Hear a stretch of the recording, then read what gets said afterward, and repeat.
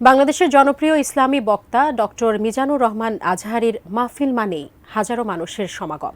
ব্যতিক্রম ঘটেনি ময়মনসিংহে অনুষ্ঠিত আজহারীর মাহফিলেও। মাহফিলে কমপক্ষে ২৫ লাখ মানুষের সমাগম হতে পারে বলে ধারণা করেছিলেন আয়োজকরা। আর বিশাল এই জনসমুদ্রে শৃঙ্খলা বজায় রাখা অনেকটাই কঠিন। তবে মাহফিল শেষে থানায় কেন সাধারণ জনতা? বিস্তারিত জানাচ্ছেন ইশতিয়াক হোসেন।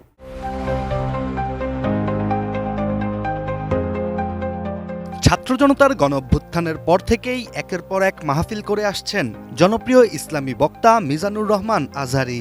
দেশের বিভিন্ন জেলা ঘুরে ১৫ ফেব্রুয়ারি ময়মনসিংহে বিশাল এক মাহফিলে অংশগ্রহণ করেন তিনি। আল ইসলাম ট্রাস্ট আয়োজিত তাসফিরুল কোরআন মাহফিলটি ময়মনসিংহের ঐতিহাসিক সার্কিট হাউস মাঠে অনুষ্ঠিত হয়, যা সরাসরি সম্প্রচারিত করা হয় ভিন্ন ২২টি স্থান থেকেও।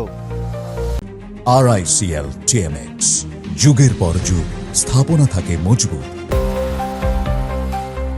মিজানুর রহমান আজহারীর মাহফিল সফল করতে আয়োজক কমিটির পাশাপাশি বিএনপি ও জামাতে ইসলামী সহ বিভিন্ন ইসলামী দল, জেলা ও পুলিশ প্রশাসন সহ আইনশৃঙ্খলা বাহিনী তৎপর ছিল।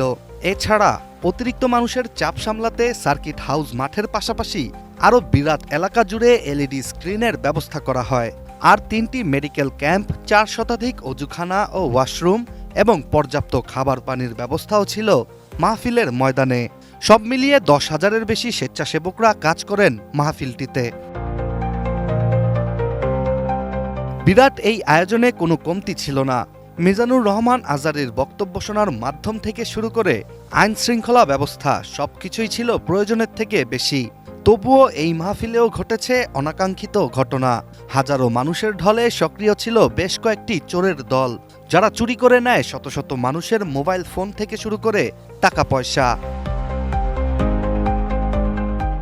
ফলে মিজানুর রহমান আজহারীর এবারের আয়োজনেও থানায় সাধারণ ডায়েরির হিড়িক পড়ে যায়। মাহফিলে দুপুর ২টা থেকে বিকেল ৩টা পর্যন্ত বক্তব্য দেন আজহারী। আর দিনে দুপুরের এই আয়োজনেও ফোন হারিয়ে থানায় ভিড় জমান সাধারণ মানুষ। এদিকে ময়মনসিংহের কোতোয়ালি মডেল থানার duty officer SI Saddam Hossain গণমাধ্যমকে জানিয়েছেন, মাহফিলের দিন অর্থাৎ ১৫ ফেব্রুয়ারি রাত ৯টার মধ্যেই থানায় সাধারণ ডায়েরি জমা হয় ২০০টিরও বেশি, যার বেশিরভাগই মোবাইল ফোন হারানোর অভিযোগে।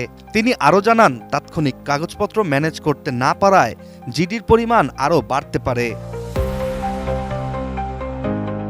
Ishtiaq Hossain, ATN news.